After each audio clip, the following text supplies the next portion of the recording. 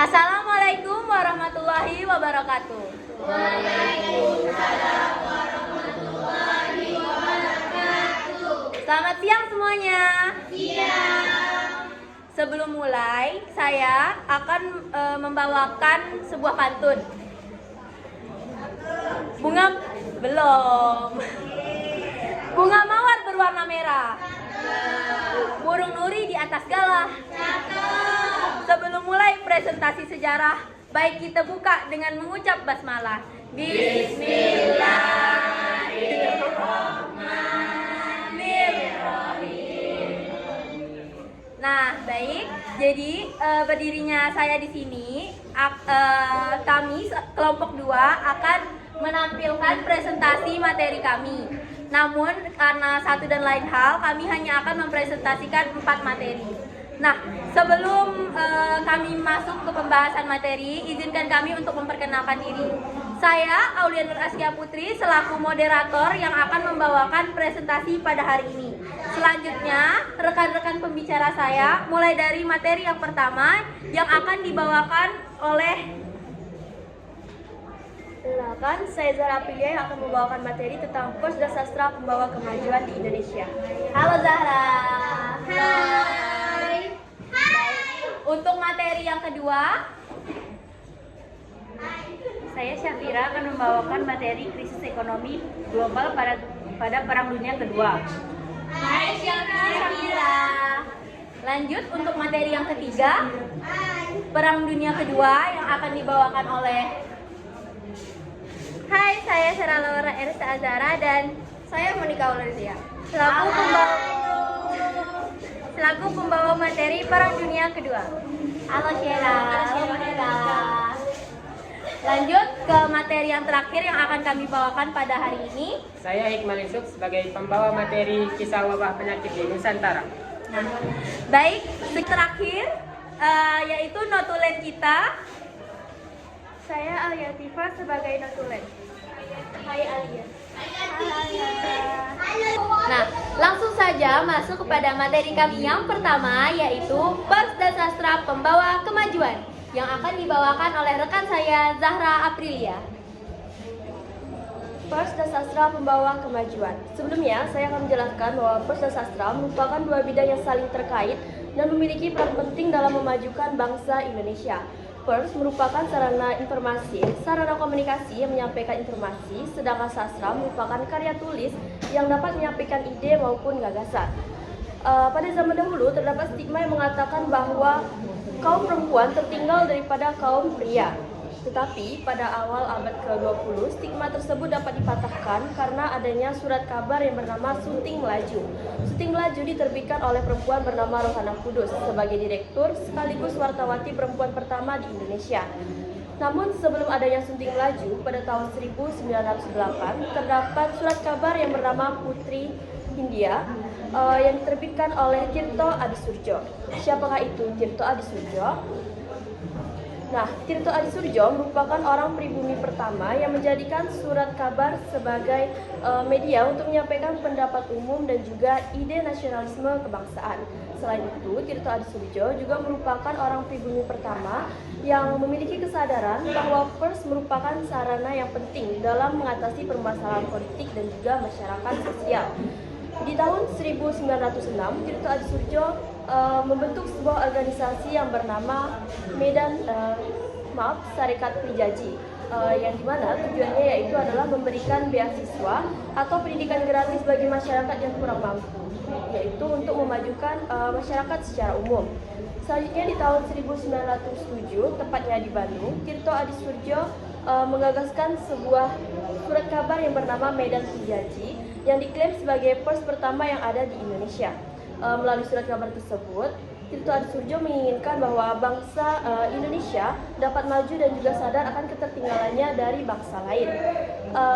Karena banyaknya tulisannya yang telah mengkritik pemerintah dan juga tindak sewenang-wenang terhadap pejabat koloni, Tirto Adisurjo dihukum dan diasingkan ke Lampung pada tahun 1909. Setelah sempat dibebaskan pada tahun 1912, Tirto Adisurjo kembali lagi diasingkan ke Maluku karena tulisannya masih saja mengkritikkan pemerintah. Tirta Disurjo wafat pada tahun 1916 di usia ke-38 tahun. Nah, selanjutnya adalah sastra. Selain dari Peirce, sastra juga memiliki peran penting dalam memberikan semangat anti kolonialisme dan juga rasionalisme. Salah satunya yaitu adalah Masalah, karya dari Multatuli atau nama samaran dari Louis Baker, yang dimana telah membuka mata dunia bahwa masyarakat Indonesia telah mendapatkan penderitaan di bawah koloni Belanda. Selain itu, terdapat juga karya sastra dari orang pribumi yang berjudul Student Hijau pada tahun 1918, karya dari Mas Marco Kartodikromo yang telah menceritakan tentang asal muasal kelahiran intelektual pribumi yang berasal dari kalangan elit rendahan. Selanjutnya yaitu adalah karya sastra lain yang dibentuk oleh Semaun, yaitu Hikayat Kadirun pada tahun 1919 yang kental akan sudut pandang internasional yang menceritakan tentang situasi pergerakan baik itu dari bangsa nasional maupun internasional. Sekian materi dari Pasca Sastra yang telah saya sampaikan. Nah, lanjut ke materi kami yang kedua, yaitu krisis ekonomi global atau Great Depression yang akan dibawakan oleh rekan saya, Syafira. Krisis ekonomi global atau Great Depression adalah krisis ekonomi terbesar dalam sejarah modern yang terjadi pada tahun 1929 hingga 1935. Pertama, penyebab krisis ekonomi global.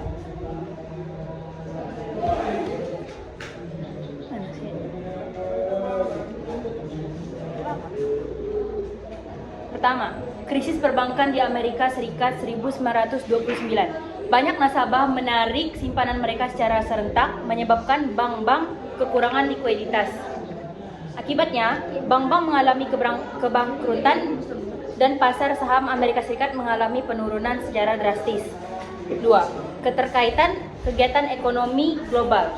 Ekonomi dunia saat itu sudah saling terhubung melalui perdagangan internasional. Ketergantungan berbagai negara pada ekspor impor membuat krisis di Amerika Serikat berdampak luas ke seluruh dunia. Dampak krisis di Hindia Belanda. Krisis ekonomi global juga sangat mempengaruhi Hindia Belanda yang saat itu masih menjadi jajahan Belanda. Pertama, penurunan harga komoditas ekspor. Harga komoditas utama seperti gula, karet, kopi anjlok drastis di pasar internasional. Permintaan ekspor menurun, mengurangi pendapatan ekonomi Hindia Belanda. 2. Krisis di sektor perdagangan. Volume ekspor menurun tajam dikarenakan negara-negara mitra dagang juga mengalami krisis. Banyak perusahaan dagang terutama di Jawa dan Sumatera bangkrut karena penurunan aktivitas perdagangan. 3. Krisis keuangan. Penerimaan negara dari sektor pajak dan ekspor berkurang drastis. Pemerintah kolonial terpaksa mengurangi anggaran belanja negara, termasuk pengurangan upah pegawai dan PHK massal.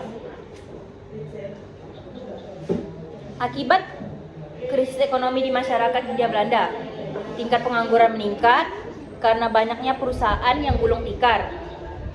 Penurunan daya beli menyebabkan kemiskinan semakin meluas, ketimpangan sosial dan ekonomi meningkat, memicu ketidakpuasan rakyat terhadap pemerintah kolonial. Munculnya semangat perlawanan di kalangan rakyat karena krisis ini memperburuk kondisi sosial ekonomi yang sudah berat di bawah penjajahan. Sekian presentasi tentang krisis ekonomi global. Wassalamualaikum warahmatullahi wabarakatuh. Baik, selanjutnya masuk ke materi kami yang ketiga, yaitu kisah wabah dan penyakit di Nusantara yang akan dibawakan oleh rekan saya, Hikmal Yusuf. Kisah wabah penyakit di Nusantara. Indonesia memiliki catatan sejarah yang sangat panjang. Kemudian pada masa Hindu-Buddha, sumber sejarah yang dapat diacu pada saat itu adalah prasasti, naskah, dan catatan dari orang-orang asing yang pernah singgah di Indonesia. Adapun naskah yang menjelaskan wabah penyakit di Indonesia itu ialah naskah yang ditulis dalam aksara Bali yang menggunakan bahasa Jawa kuno dari tahun 1462 Saka atau 1540 Masehi.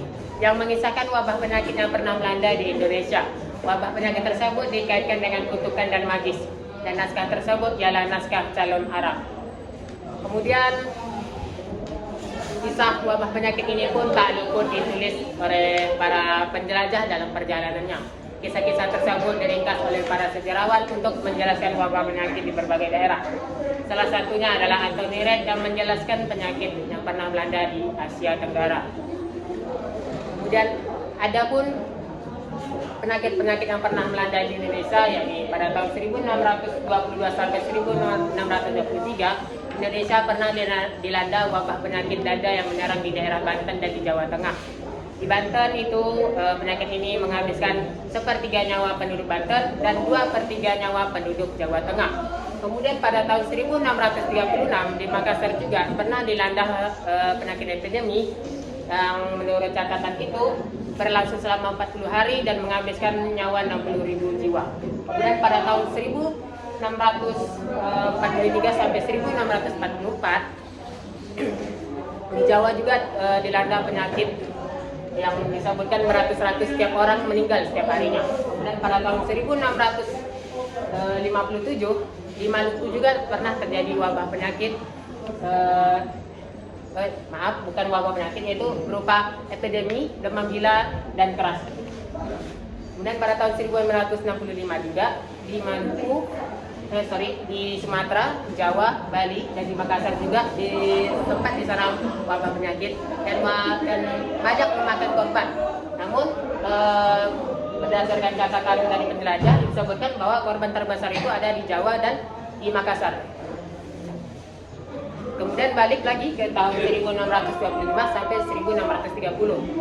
Ada salah satu sejarawan yang ahli di sejarah Jawa Indonesia, yakni Hermanus Johansen de Graaf, mengatakan pada tahun 1625 sampai 1630 Indonesia pernah dilanda wabah penyakit yang cukup besar. Dan wabah penyakit tersebut adalah wabah penyakit paru-paru dan yang sekarang dikenal dengan TBC. Nah, hal juga yang sama dikatakan oleh Anthony Read, bahwa penyakit radang paru-paru itu adalah penyakit yang paling mematikan di Jawa sekitar tahun 1625 sampai 1626. Dan masih masuk ke abad ke-20, Indonesia masih diwarnai kematian akibat wabah penyakit. Pada tahun 1910 sampai 1936, Indonesia pernah dilanda wabah penyakit pes di Pulau Jawa. Kemudian pada tahun 1914 sampai 1919, Indonesia pernah dilanda wabah penyakit influenza atau flu Spanyol yang pertama-tama ada muncul di Jawa, kemudian menyebar luas di daerah Indonesia bagian timur. Kemudian menurut catatan 1,5 juta orang meninggal akibat wabah influenza ini. Kemudian ada juga berdasarkan catatan di Sumatera Post edisi 11 Desember 1920 menjelaskan bahwa flu Spanyol ini menginfeksi 13,3% dari 35 juta penduduk Hindia Belanda pada saat itu. Kemudian dampak dari tersebarnya wabah dan penyakit ini.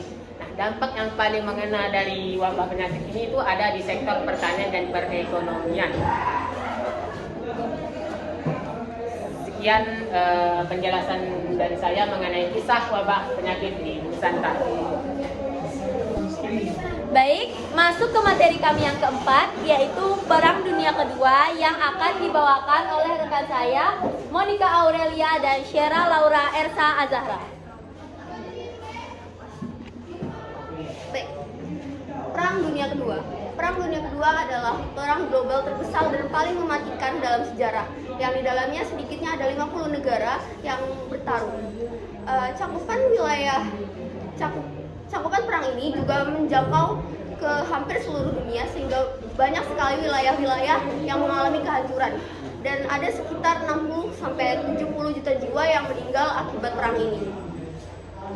Nah, Perang Dunia Kedua ini melibatkan dua kubu utama, yaitu blok poros dan blok sekutu. Blok sekutu terdiri dari negara-negara besar seperti Amerika, Inggris, Prancis, Tiongkok, dan banyak negara lain.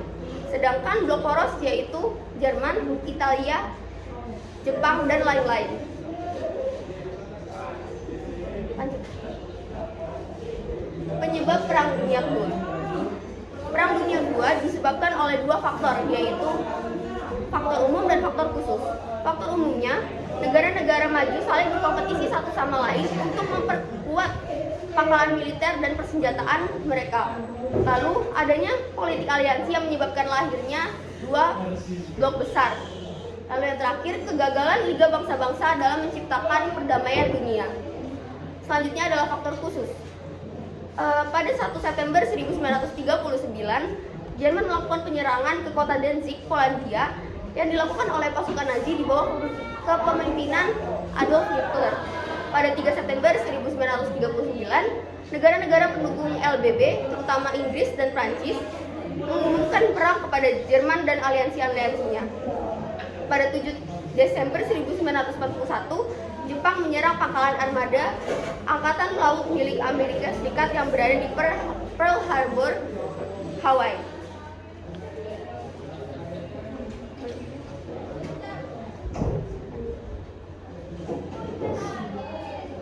Perang Dunia Kedua terjadi pada tanggal 1 September 1939 sampai 14 Agustus 1945 dan dengan lokasi pertempuran yang berada di Eropa, Afrika, dan Asia.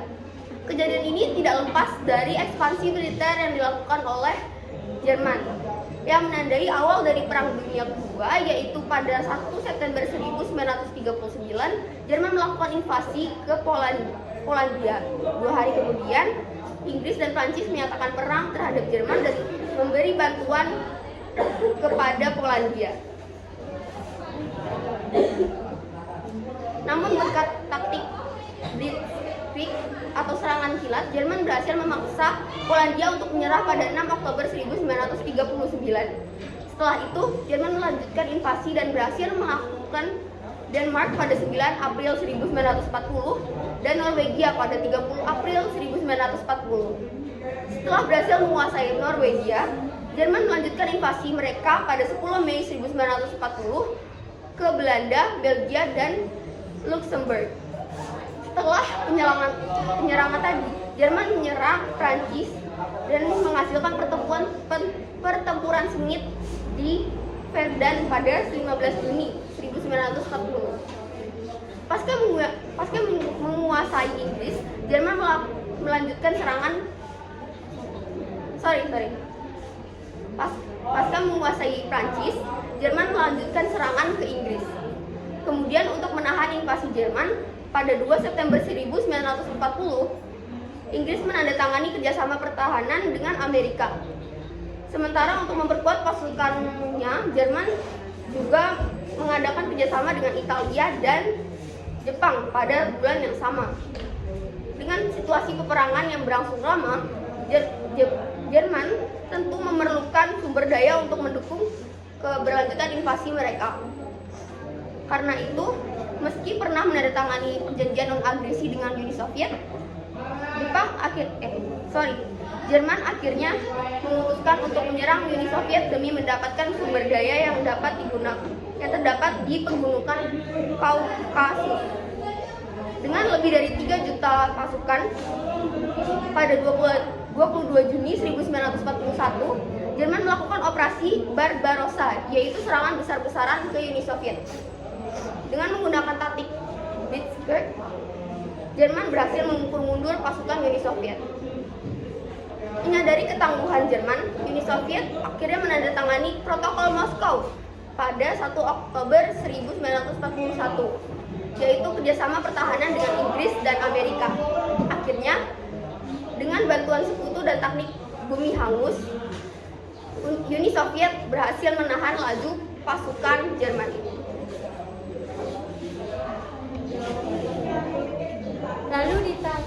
Lalu di tanggal 7 Desember 1941, kurang lebih 183 pesawat Angkatan Laut Kekaisaran Jepang menyerang pangkalan Angkatan Laut Amerika Serikat yang berada di Pearl Harbor di Pulau Oahu, Hawaii.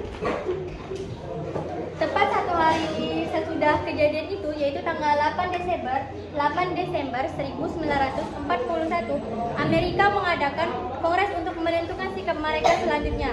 Dan Presiden Roosevelt menyampaikan pidato di hadapan sidang gabungan Kongres Amerika Serikat untuk mendeklarasikan perang terhadap Jepang. Lalu di tanggal 11 Desember 1941, Jerman dan Italia juga mendeklarasikan perang melawan Amerika. Di bulan Oktober 1942, ketika pertempuran El Alamein yang ada di Afrika Utara pecah, pasukan Jerman dan Amerika berhasil memukul mundur pasukan Jerman dan juga Italia yang berada di sana. Lalu di bulan Februari 1943, yaitu di Perang Stalingrad atau perang antara Jerman dan Uni Soviet. Perang Stalingrad disebut-sebut sebagai pertempuran paling berdarah dalam Perang Dunia Kedua, di mana sekitar kurang lebih 1,2 juta tentara Uni Soviet dan kurang lebih 800.000 tentara Jerman tewas dalam peristiwa ini. Nah, dari peristiwa di atas, Jerman pun semakin kewalahan dalam melawan pasukan sekutu. Sebaliknya pasukan sekutu justru berada di atas angin. Dan di tanggal 6 Juni 1944, pasukan sekutu mulai melakukan invasi besar-besaran di wilayah Eropa, di mana mereka menerjunkan sekitar 156.000 pasukan tentara di Prancis. Pada saat ini, pasukan sekutu berusaha untuk mengambil alih wilayah Prancis yang sempat jatuh ke tangan wilayah Jerman. Setelah Prancis berhasil direbut kembali, pasukan sekutu pun mulai masuk ke wilayah Jerman. Masuknya pasukan sekutu ke wilayah Jerman inilah yang membuat para petinggi-petinggi Jerman termasuk Hitler mulai goyah dan merasa kalah di Perang Dunia Kedua. Pasukan Jerman ini terus mengalami kemunduran, tepatnya pada bulan Januari 1945. Di bulan ini Hitler memilih untuk bersembunyi di bangkai perlindungannya yang berada di Berlin. Lalu di tanggal 30 April 1945, Hitler memilih untuk menghabisi nyawanya sendiri di tempat perlindungannya dengan menggunakan pistol. 7 Mei 1945, Jepang menyerah tanpa syarat dan mengakhiri Perang Dunia Kedua di wilayah Eropa. Begitu juga dengan Italia yang telah beberapa kali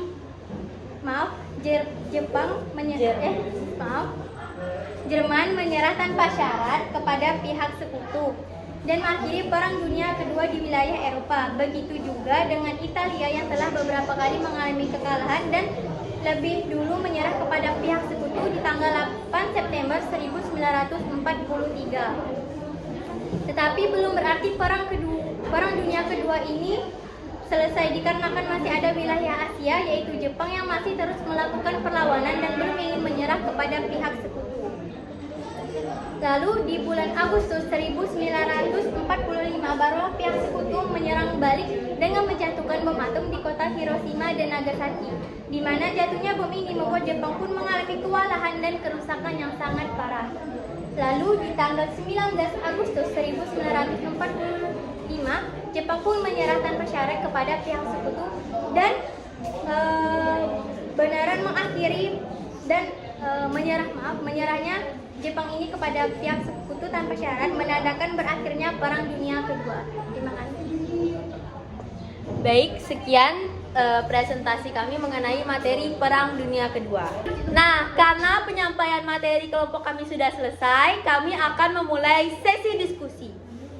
Masing-masing kelompok hanya diperbolehkan untuk menanyakan satu pertanyaan. Jadi kami akan menerima hanya 2 pertanyaan dari 2 kelompok. Terima kasih. Perkenalkan, nama saya Skolastika Putri, saya dari kelompok 3 yang maju bertanya. Baik, sebelum itu pada tanggal 6 dan 9 Agustus 1945, Amerika Serikat mengebom Hiroshima dan Nagasaki menggunakan bom yang terbuat dari nuklir.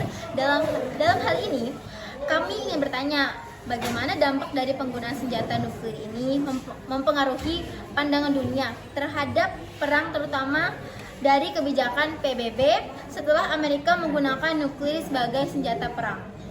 Lalu bagaimana dampak dari penggunaan senjata nuklir ini? Ya, segitu aja. Terima kasih. Saya akan menjawab pertanyaan dari kelompok 3 yang maju pertama. Mereka bertanya, bagaimana tanggapan PBB mengenai penggunaan senjata nuklir pada Perang Dunia Kedua? Nah, seluruh dunia ini kan udah tahu tentang penggunaan senjata nuklir di PD2 ini. Namun faktanya, PBB atau Perserikatan Bangsa-Bangsa itu terbentuk setelah Perang Dunia Kedua. Oleh karena itu, kelompok kami masih belum mengetahui apakah ada kebijakan resmi dari Perserikatan Bangsa-Bangsa tentang penggunaan senjata nuklir ini. Hanya saja kami tahu bahwa penggunaan senjata nuklir untuk perang itu sudah dilarang. Namun, ada beberapa atau tenaga nuklir masih digunakan untuk pembangkit di beberapa negara. Perkenalkan, nama saya Ratu Medina Flumeria dari kelompok 1. Jadi saya ingin bertanya mengenai materi Perang Dunia Kedua. Nah, seperti yang kita tahu kan di Perang Dunia itu tuh salah satu sebab terjadinya Perang Dunia Kedua itu tuh adalah gagalnya Liga Bangsa-Bangsa dalam menjaga perdamaian dunia.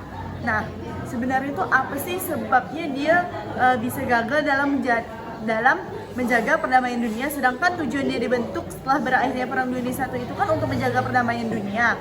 Nah, kenapa dia bisa gagal dan sebenarnya itu apa atas dasar apa dia ini dibentuk dan atas persetujuan siapa saja sih dia itu dibentuk? Gitu. Jadi pertanyaannya ini yang kamu tanyakan ini intinya atas persetujuan siapa Liga Bangsa-Bangsa ini dibentuk dan kenapa bisa sampai gagal. Oke, terima kasih. Baiklah, sekarang saya akan menjawab pertanyaan dari Bunga dari kelompok 1 yang tampil kedua. Apa sebab Liga Bangsa-Bangsa gagal menjaga perdamaian? Jadi kegagalan Liga Bangsa-Bangsa dalam menjaga perdamaian dunia disebabkan oleh karena keberhasilan Jerman menginvasi Polandia yang memicu konflik. Hal ini menyebabkan Liga Bangsa-Bangsa dianggap gagal menyelesaikan masalah dan akhirnya menjadi salah satu penyebab terjadinya Perang Dunia Kedua. Lalu Liga Bangsa-Bangsa dibentuk atas kesepakatan dari negara-negara yang terlibat pada Perang Dunia Pertama sebelumnya, yaitu diantaranya Argentina, Belgia, Bolivia, Brazil, Britania Raya, Jepang, Uni Soviet, Polandia, dan lain-lain. Sekian. Nah, sebelum kami mengakhiri presentasi kami pada hari ini, akan ada pembacaan kesimpulan oleh notulen kelompok kami, yaitu Alia Atifa.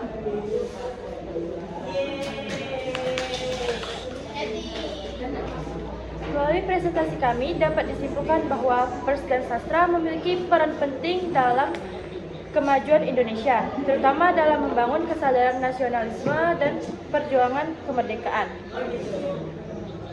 Tokoh seperti Tirto Ardisordjo berkontribusi besar dalam perkembangan pers, sementara karya sastra seperti Max Havelaar membuka mata dunia terhadap penderitaan rakyat pribumi. Selain itu, krisis ekonomi global atau Global Depression yang terjadi pada tahun 1929 sampai 1935 berdampak besar bagi Hindia Belanda, di mana krisis ini mempercepat runtuhnya kolonialisme Belanda, yang pada akhirnya memicu dorongan semangat perjuangan kemerdekaan bagi rakyat Indonesia.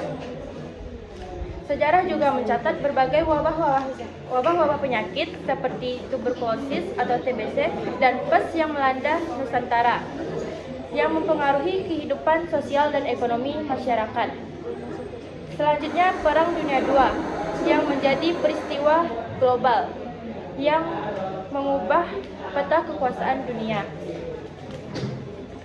Secara keseluruhan, sejarah mencerminkan bagaimana peristiwa-peristiwa global dan nasional saling berkaitan dalam membentuk perkembangan suatu bangsa, termasuk perkembangan bangsa Indonesia. Baik, sekian presentasi dari kelompok kami. Kurang lebihnya mohon dimaafkan.